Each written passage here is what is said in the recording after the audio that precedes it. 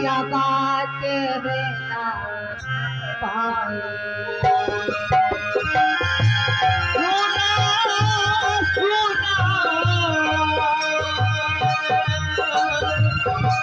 साथी है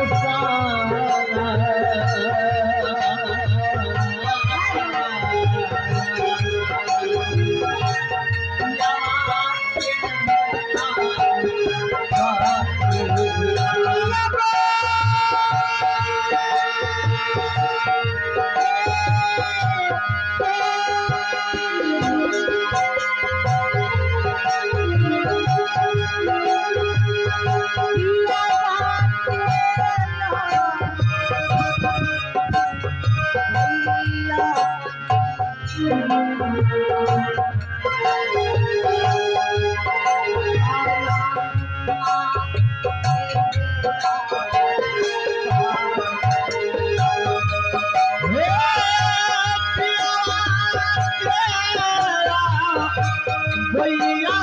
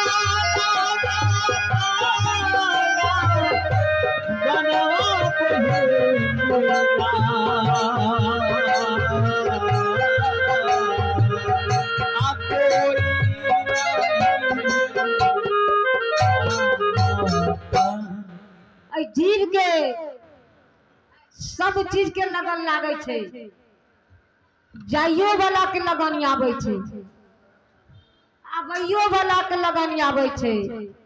आ देखे छिए गांव घर में दुनिया में जकरा बाधो बन में शादी शुदा करे के छे तो ओकरो लगन लागल रहे छे।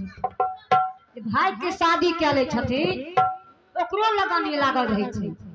तो कलखिन सोना सोना सोना है सखी हमारा बहन साहब के तरफ से संत सेवा में 21 रुपया दान रखी। बोलिए दान दाता की, दान देने वाले की। कछ लगता लगन मा है सखिया कोई नहीं रखबैया 5 तौत 25 प्रकृति ई मालिक शरीर देने छथिन। बहुत कठिन से शरीर बना के इस संसार में भेजलखिन कुछ कर्म करे धर्म